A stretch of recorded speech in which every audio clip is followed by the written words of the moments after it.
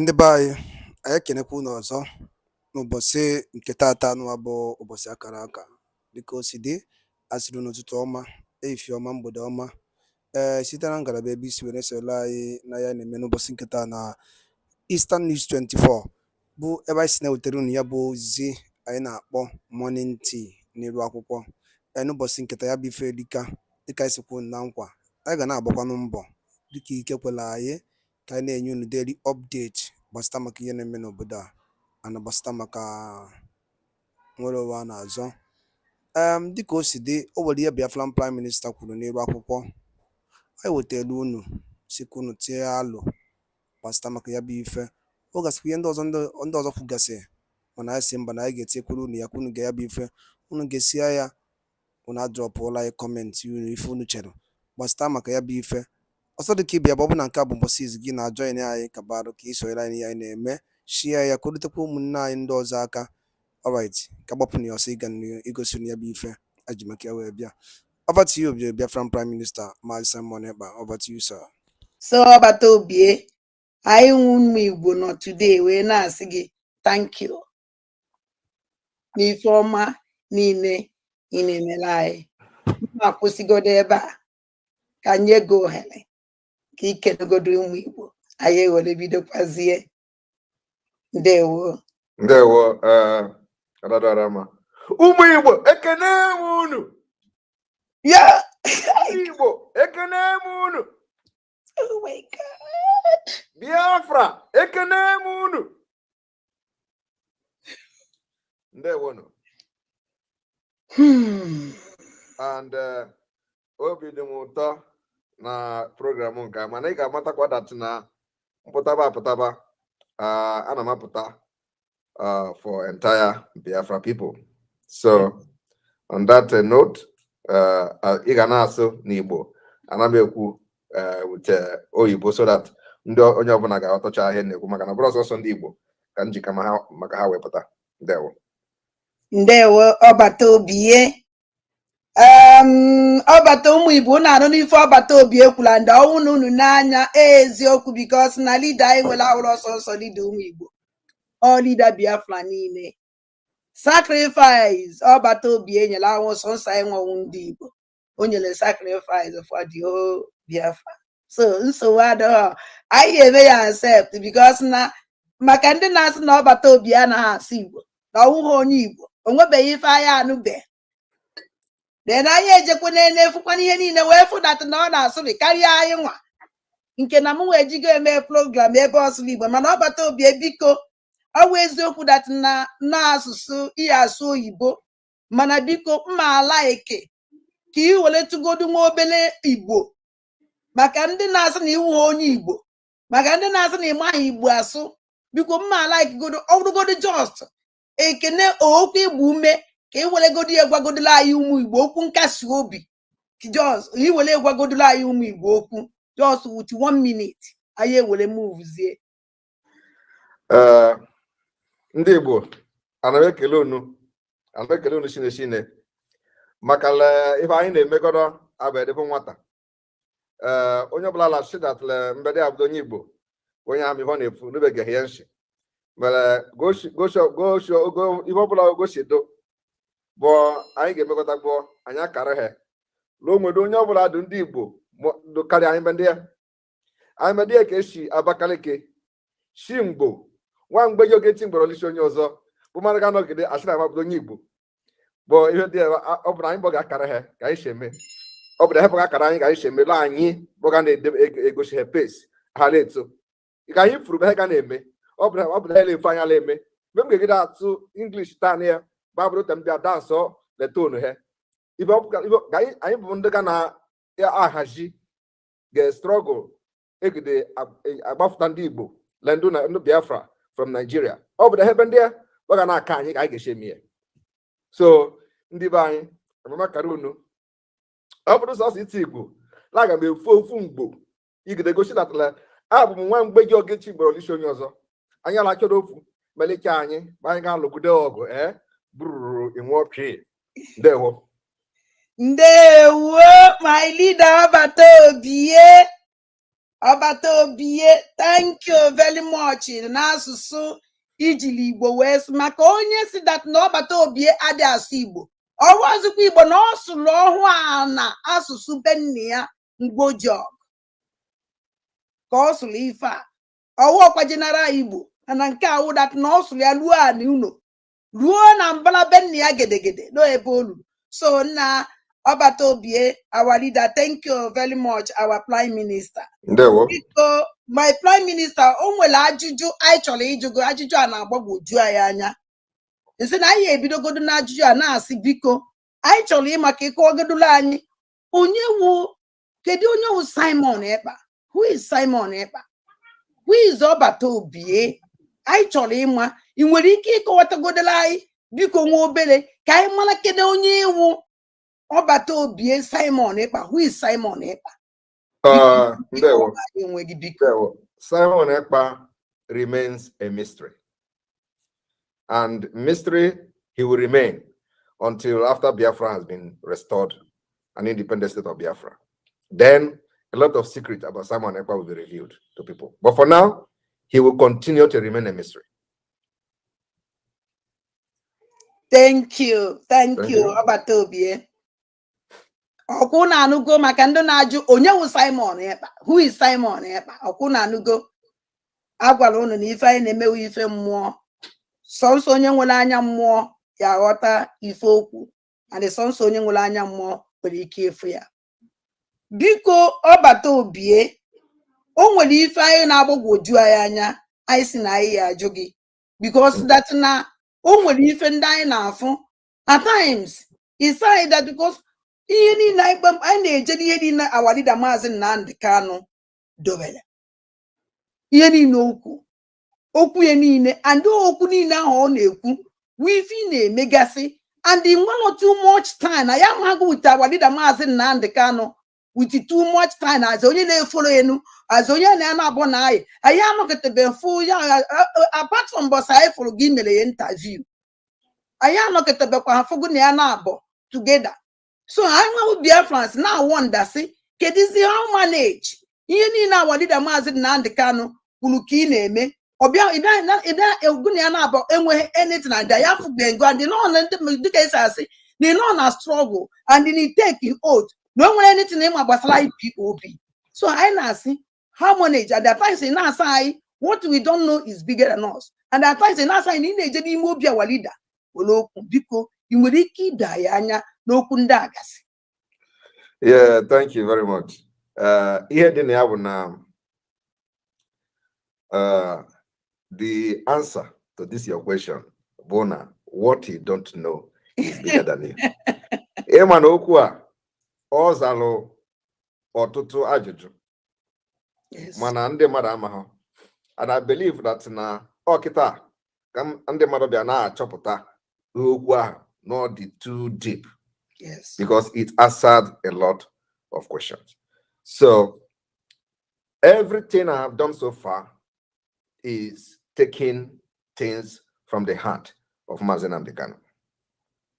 And I want everybody, most of the things we are doing is not like, it is somewhere, but it is just for you to understand that Biafra is a spirit which must become a nation and restored and will be one of the best countries in the world.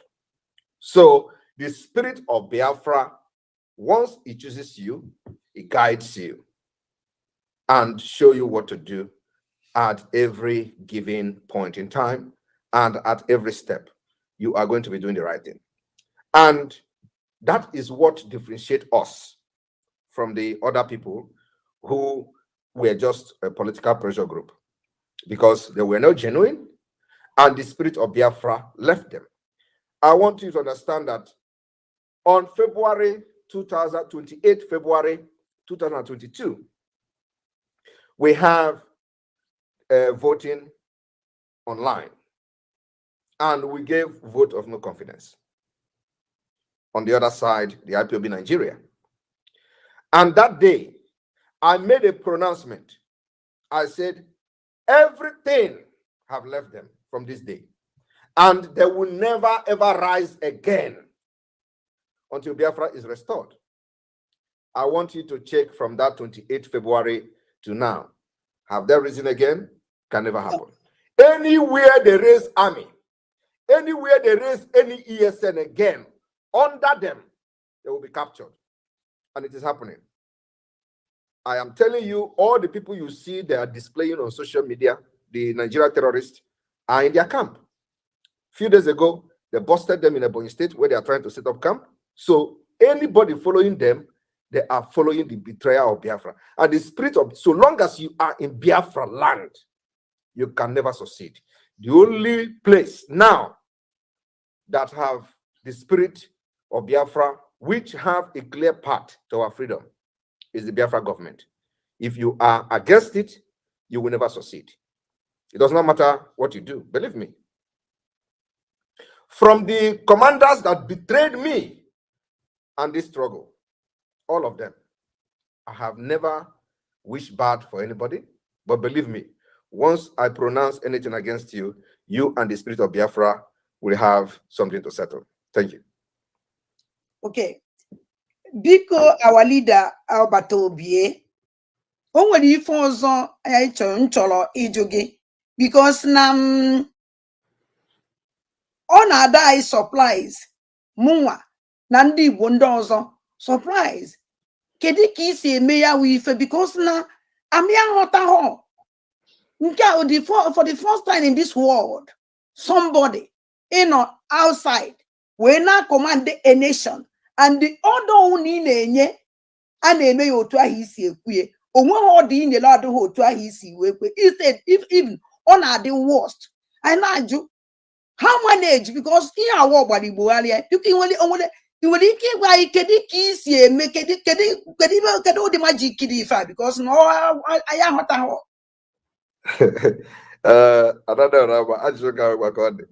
The point is that, like I said, ihe Biafra bụ ihe mmụọ ka na-eme. And because Biafra, a lot of people have died for this nation. And the spirit of these people that died are very, very angry and they are hungry for freedom, to make sure that they did not die in vain. There is no country in the world that have witnessed the massacre of their people like Nigeria and Biafra. And they are still one. No place in this world that what happened to Biafra people has happened, and those people continue to remain as one, like in Nigeria today. So the spirit of millions and millions of children, innocent children, that Nigeria killed, murdered, in order to keep Nigeria one, have possessed many of us, and I'm one of them. That's all I have to say. And like I always say, before you attack me, go and consult your native doctor. Go to your oracle and do some alpha, so that you know whether that particular fight you are going to pick up with me, you are going to fight it to the end before you can embark on it. Okay. Albert Obie na comment section. Well, ịmana onye ndị iro gbara ndị okirikiri na gbara okirikiri na chendi anche bụ niile. So we are not supposed to be sleeping at this point. Our brain are working 2/7. Myself, my brain working 2/7, and I have meetings almost 24 hours because the people I'm dealing with are scattered all over the world. Some people are in the afternoon while we are in the night. So I need to schedule a meeting to suit their time because I need them more than they need me.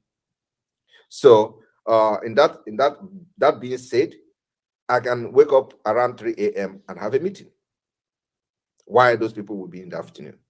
So most of the time, the meeting we have will always be 7 p.m. Biafra time. That is like a central time. But there are some specific high-level meeting that I used to have that I can wake up 4 a.m. in the night to be able to suit the time of those people. So whether I sleep, sometimes I sleep, sometimes I don't. And it has to be like that. May God protect you, our leader. ọbata obie nwantịntị oge anyị enye ohere fọ ndị ya akpọ because na ndị chọrọ ikwuli gị ka nkụ ndị chọrọ ịkpọ na fonu ka nkụ because ama that na ide enwe too much time if na ọbịbịa anyị bịara amadom that na ihe abịa mana ọbata obie o nwere ife nchọrọ ịjụ gị ịma na abịa na Biafra land anyị nwere chọọchị nwee ndị omenala nwee ndị anaghị eje ụka ọnwụ na Biafra abịa ọbata obie biko kedu ebe anyị ya na-anọ oyawu Biafra oyawu ụfọdụ ndị ụka ka ndị ụka ya kacha nwee ọkwa karịa ndị ọdịnala ka ndị ọdịnala ya ka nwe ọkwa karịa ndị ụka biko nwere ike ịza anyị ya biko. Thank you very much. Biafra land in Biafra nation, the United States of Biafra, we are looking at a country that will have equal right, make everybody to be equal.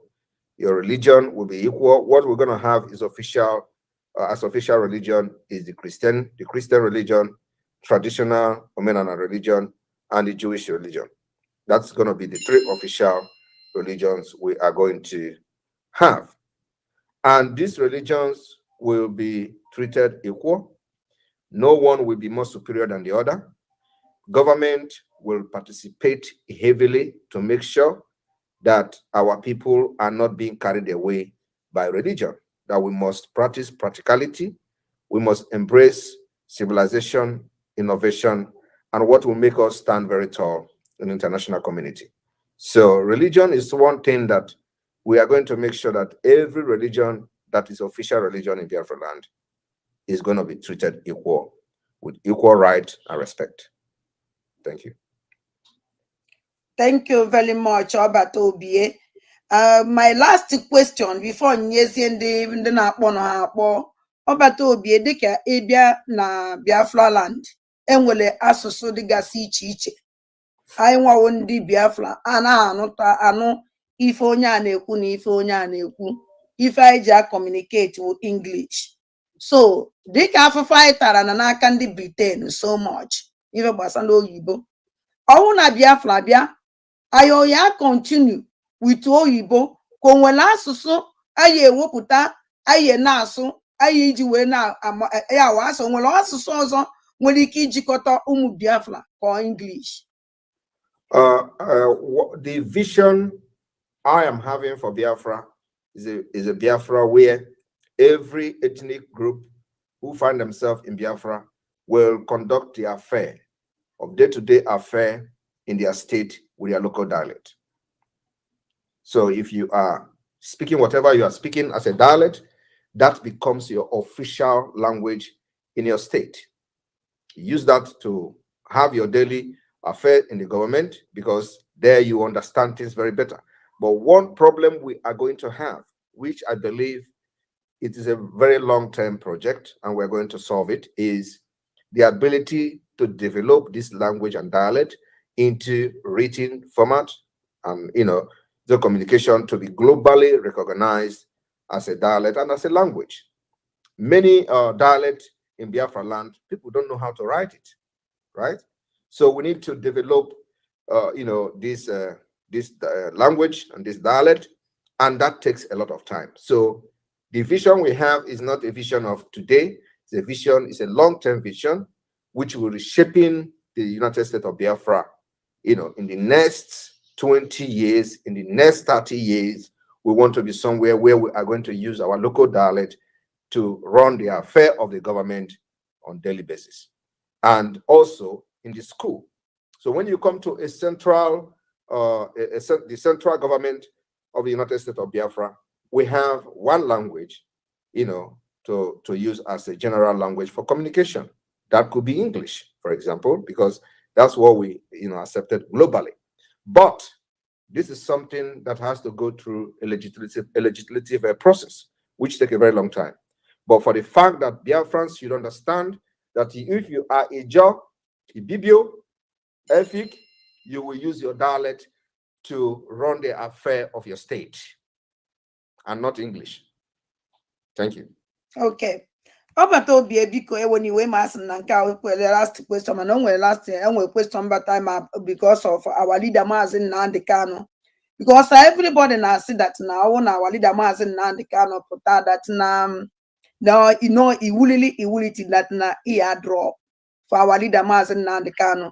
And another question, second question there, because after our leader Maazị Nnamdi Kanu jere court for this last court, only if it tweet they say, leave my father or else you will see the beast in me. So many people na-ekwu nwere ndị na-ekwu jiri ewere na-egwu egwu nwee ndị jikwe. So anyị chọrọ m ịma biko kedu ebumnobi gị ebe our leader Maazị Nnamdi Kanu nọ and kedu kpatara iji wee dee ibe ahụ ide. Thank you very much, Adadorama. You know, sometimes a lot of things are better left untold. The sensitivity or issue surrounding our leader Maazị Nnamdi Kanu is something that there are some certain things we don't need to start discussing. Yes. Maazị Nnamdi Kanu remained the leader of the indigenous people of Biafra, and I see him as my leader. I'm just the prime minister. He may decide to be the president of Biafra. People don't understand that there are systems of government. He said he don't want to be the president of Biafra, but I was then. Yes. Because the people he was dealing with, he was not very sure of them.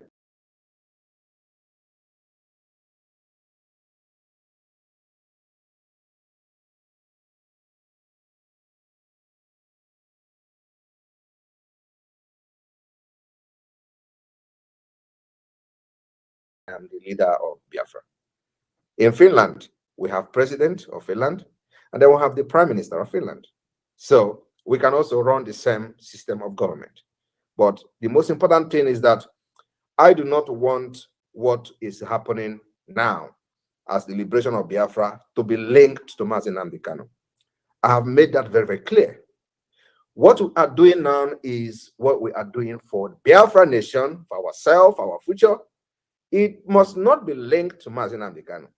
And because I know where the criminals are linking and trying to link those things to that, every time when we do something, the same as an Americano IPOP, we have government in exile. And everything that we are doing today to delegitimize Nigeria is under Biafra government in exile, another Biafra de facto government, not under IPOB, not under Maazị Nnamdi Kanu. Okay, so why are they linking it to IPOB? We have Biafra Liberation Army, not Eastern Security Network. And the Biafra Liberation Army continue to delegitimize Nigeria by neutralizing the terrorists in uniform in our land where they come to kill our people as before. And we take responsibility of defending our land, but yet they are calling Eastern Security Network. We don't have Eastern Security Network. We have nothing to do with Eastern Security Network. What we have is Biafra Liberation Army and Biafra government in exile and de facto government in the homeland. So Maazị Nnamdi Kanu remain the leader of the indigenous people of Biafra, and as far as I'm concerned, he is one of the key players in this movement. If it comes out today, a lot is going to change. Believe me, a lot is going to change. And having seen him, that is not giving up, his place is waiting for him in this government. Thank you, sir. Biko Batobi, I follow gay, on a picture, on a video put a lawful. Imo na anọkete nnọọ etopụtakwala anyị something ịnọkete igba ekwala anyị fim ya na-enene o nwere fim ịgbagharị anyị nke ikpeazụ a anyị fụrụgo na ihe a na-eme na 6 October 2020 na Finland ịnọ with Biafran flag wee na-agbasa ozi ọma wee na-agwa ndị mmadụ okwu gbasara Biafra na ife na-eme na Biafra isi that na ife ị na-afụ ọ na-eficha atrocities na-eme na Biafra land na ọ na-agbaga anya mmiri. And our leader Maazị Nnamdi Kanu ọka nọ na ejidere ha kidnap na 2021. So biko anyị chọrọ ịma ajụjụ Biafra system jụọ gị ọkachasị ụmụ Igbo na ndị IPOB Finland mgbe osa ha ihe mere ihe a ha nọkwa n'ime the meeting ahụ ebe ahụ nọ na-agbasa ozi maka anyị fụrụ Biafran flag ọsọ ha sị na anyị fụrụ Biafran flag anyị nwa na-eche biko ị nwere ike ịmụnyetụrụ anyị ọkụ kedu ibe mere ebe ahụ kedu So or is so a member of IPOB because now since he I know from when they do I know that no when in email different to her. Thank you, sir. Thank you very much. What people don't understand is that the separation of the chaff from the wheat started a very long time ago. I have been to different IPOB meeting in Finland. They have different faction of IPOB then, okay? And the ones I have with, what I posted was the original IPOB, the first registered IPOB in Finland, which I believe have the interest of the Biafra movement at heart. I have also been to the meeting of the other IPOB Nigeria, but then, of course, they were still like, nobody knows the difference between the two. So I have been to both, even more in the IPOB Nigeria than the one you saw in the video, because these are two different IPOB group back then in 2020. And it is also like that in many countries of the world before 2021 when Onyedo was kidnapped. So the issue of this, people identifying that there are criminality and trying to distance themselves and go on their way has been there before 2020 and before Onyedo was kidnapped in 2021. So the process already has begun. That's what happened. Okay. Thank you, Obata Obie, because that na amala mi fe meku amanye ohere ka mu Biafra se kpogi before igwapu ya also because I am an also the go no go on. Because the line is open. Our Obata Obie 1 Agune chamber na Biafra niile no ya. Omego anyị nwe ụmụ Igbo ife anyị ji wee olu Igbo. So the line is open. No nwere ike kpọọ with 1 minute biko. And ihe iju ajụjụ bara uru ya ụkwa na ajụjụ aba uru biko. 1 minute. Hello. Good evening, sir. Ndewo. Ndewo. Obata Obie. Ndewo. Anedo bekele from Ireland, Obata Obie. Ndewo.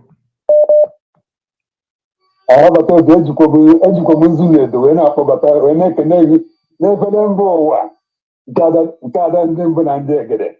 And champagne, egotakwara champagne eche na ya bata na link. Ọwụzie na abatara na link. So champagne jikwa ebe a na-akpaghi. Obata Obie. Hello? Hello, a na-anụ ife na-ekwu na ọ na-anụ ife na-ekwu. Gaa n'ihu biko 1 minute go na-agụkwa. Oge biko Obata Obie ịma na ebe a nọ tata ụmụaka na platfọm Nwaada Dịọla Mma. Anyị chọrọ ikwu tata ụmụaka ụmụ nwaanyị anyị Obata Obie. Ụmụ nwaanyị ndị mụrụ nwa during the war. Ndị mụrụ nwa 1967, 68, 69 and 70. These 4 years make 4 market days na Biafra land. Ụmụ nwaanyị mụrụ nwa na this year afọ ha tara o nwere ezigbote afọ ha tara and mma ajụghị ajụjụ our PM ma before ndị ọrụ ajụjụ a biko o nwere were tụtụntụ mma agwa gị maka ụmụ nwaanyị a mụrụ nwa ọ ya njuzi ego disi nke ma ka ihe esi wee sadna. Just go straight to the question. Go straight to the question, please. Okay.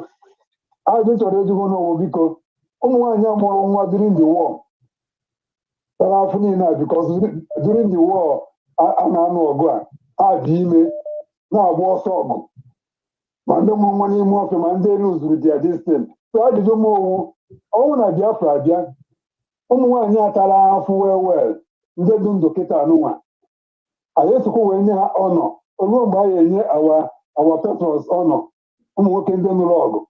Ụmụ nwaanyị atara afọ during the war mụrụ nwa mụcha ụmụ niile ha mụrụ 3 million to 5 million nwụọ na nye ka m na-ajụ anyị enyekwa ha ọnọ na ọnwụ na Biafra wee bịa. Ndewo.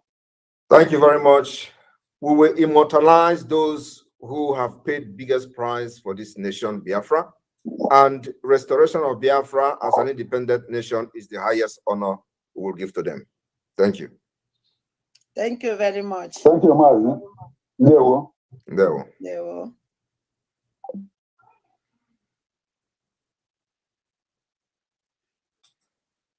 na na-akpọ PM enwere too much chance o ya ahapụkwa ijewa. Hello. Ndewo. 1 minute biko, 1 minute bịa. Ndewo, go straight to the question biko na phone ndị na-akpọ ndị too much biko. Our Prime Minister Obatobie, good evening, sir.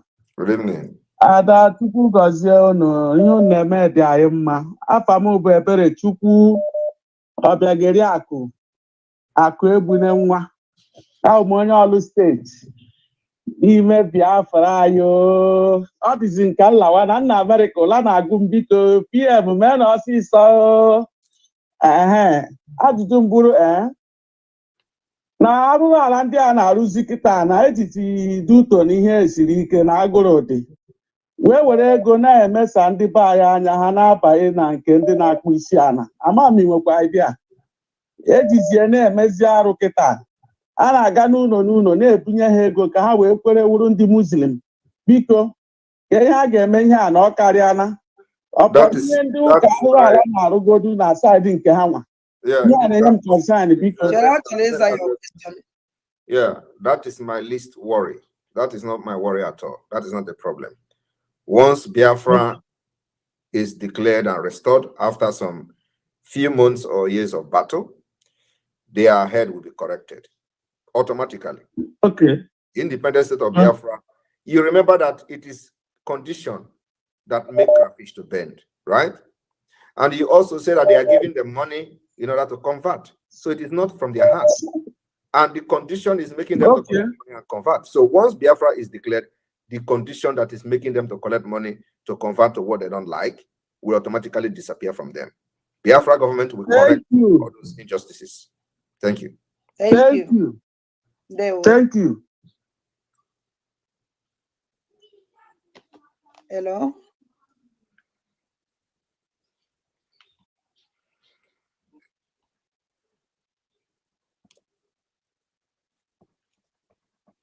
Before they call it too much, or not jam.